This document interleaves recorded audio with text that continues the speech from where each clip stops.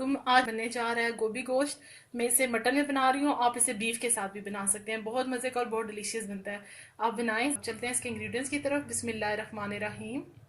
आज मैं गोभी गोश्त बनाने लगी हूँ। उसके लिए मैंने 1 किलो गोभी ले ली है, जिसको मैंने काट के रख लिया है। 3 पाव मेरे पास ये मटन है जो मैंने ले ली है। 2 मीडियम साइज के मैंने प्याज ले ली हैं। 1 बड़ा लहसुन और 2 इंच का टुकड़ा आप अदरक का ले लीजिएगा, यानी ये 2 टेबल स्पून भर के मैंने पेस्ट ले लिया लहसुन अदरक का। 3 अदद मैंने मीडियम टमाटर ले लिए। 4 टेबल स्पून मैंने ले लिया दही। 1 टेबल स्पून मैंने ले लिया नमक। 1 टीस्पून भर के मैंने ले लिया पिसा हुआ गरम मसाला। ये मेरा होममेड गरम मसाला है, इसमें तमाम चीज़ें मैंने डाली हुई। 1/2 टीस्पून मैंने ले लिया है हल्दी। 1 टेबल स्पून भर के मैंने ले लिया सूखा धनिया पाउडर और 1 ही टेबल स्पून मैंने ले लिया सूख मिर्च। अब प्रोसीजर शुरू करते हैं। ऑयल लेंगे हम हस्बे ज़रूरत। तो प्रोसीजर शुरू करती हूँ, साथ साथ आपको दिखाती हूँ। 1.5 कप में इसमें ऑयल यूज़ करूँगी, क्योंकि 1 किलो गोभी है और 3 पाव मेरे पास गोश्त है, मटन है। तो मैं तकरीबन 1.5 कप मैंने ऑयल ऐड कर दिया है। हल्का सा ये हीट अप हो जाए तो मैं इसके अंदर प्याज ऐड करती हूँ। प्याज मैं तेल के अंदर ऐड कर रही हूँ।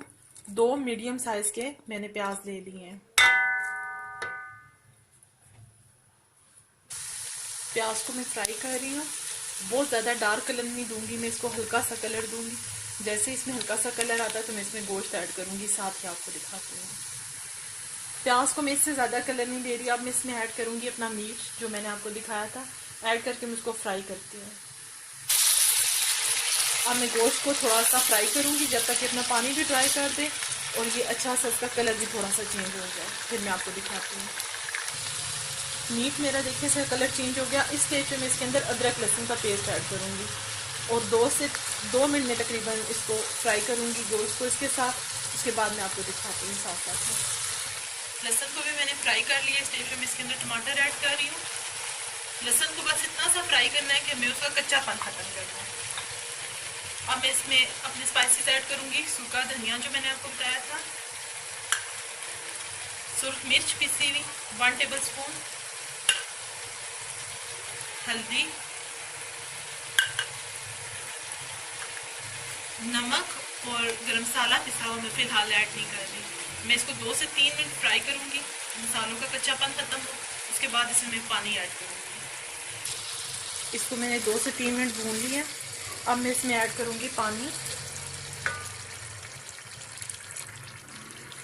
पानी आप इतना लीजिएगा जिसमें बस आपका मीट अच्छा सा गल जाए। इसको मैं 90% तक बॉईल करूँगी। 90% यहाँ पे हो जाएगा और बाकी हम इसे गोभी के साथ भी इंशाल्लाह जो इसमें कसर होगी वो निकल जाएगी।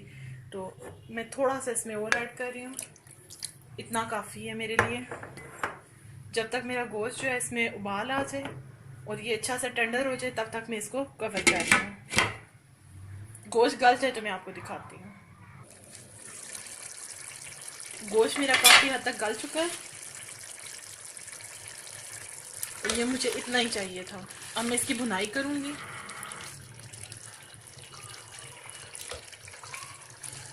और इसको भूनते हुए मैं इसके अंदर दही ऐड करती हूँ और साथ साथ आपको दिखाती जाऊँगी। अब मैं इसके अंदर दही ऐड कर रही हूँ और दही मैंने सिर्फ 4 टेबल स्पून लिया है। इसको मैं अच्छा सा मिक्स करके इसको भूनती हूँ और इसको साथ साथ चम्मच चलाइएगा। दही को फेंट के यूज़ कीजिएगा ताकि इसकी गुठलियाँ ना बने। मुझे इसको भूनते हुए 7 से 8 मिनट हो गए हैं। ऑयल भी आप देख होंगे सारा ये ऊपर आ चुका है। अब मैं इस स्टेज पर इसके अंदर ऐड करूँगी नमक, जो मैंने पहले ऐड नहीं किया था। नमक आप गोश्त गलाने के बाद ऐड करें। 1 टेबल स्पून मैंने इसमें नमक ऐड किया। उससे ये होगा कि आपका गोश्त जल्दी गल जाएगा, वरना थोड़ा सा इशू होता है तो इस वजह के गोश्त गलने में टाइम ज़्यादा लेता है। इसके साथ ही मैं इसको 1-2 मिनट चम्मच चलाऊँगी और मैं इसमें ऐड करूँगी जो गरम मसाला मैंने आपको बताया था। हाफ में ऐड कर रही हूँ और हाफ में एंड पे ऐड करूँगी ताकि मसाले में इसकी अच्छी सी खुशबू भी आ जाए। इसी स्टेज में मैं इसके अंदर गोभी को ऐड करूँगी जो मैंने काट के रखी हुई है।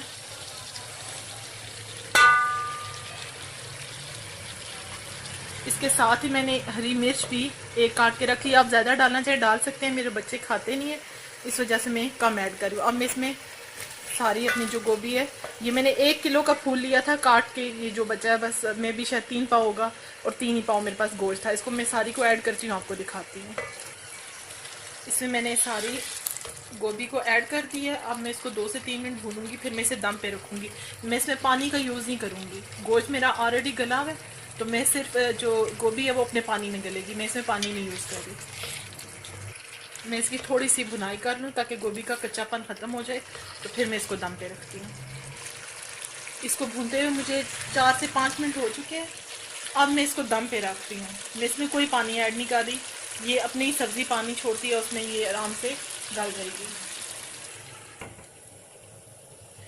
जब तक मेरी अच्छी सी जो है सब्ज़ी गल जाए, और उसके बाद गोश्त भी इसके साथ जो उसमें थोड़ा सा फ़र्क है, वैसे तो अल्हम्दुलिल्लाह बहुत अच्छा वो हो चुका है, लेकिन मामूली सा जो फ़र्क है वो भी अभी हो जाएगा, फिर मैं आपको साथ साथ दिखाती जाऊँगी।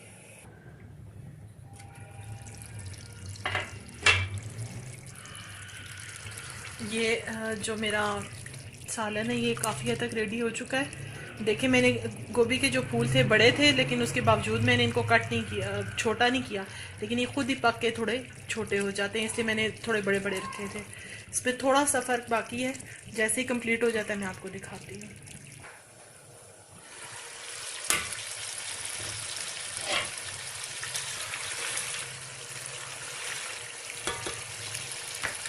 सब्ज़ी तैयार हो चुकी है। अब मैं इसमें जो गरम मसाला मैंने थोड़ा सा बचाया हुआ था उसको ऐड कर रही हूँ। इसके साथ ही गार्निशिंग के लिए मैं इसमें हरा धनिया ऐड कर रही हूँ, और इसको 1 से 1 मिनट बस मैं जस्ट बल्कि इसको ऐसे ही रखूँगी दम पे, और फिर साथ ही प्रेजेंट करती हूँ और आपको दिखाती हूँ। बहुत मज़े का और बहुत डिलीशियस गोभी गोश्त तैयार हो गया है। अभी भी ये बहुत सा गर्म है, ये आप देख रहे होंगे बीच में बबल्स आ रहे हैं, लेकिन मैंने इसका जो है चूल्हा ऑफ कर दिया है। बहुत मज़े का और बहुत डिलीशियस बना है, आप बनाएं। अल्लाह हाफिज़।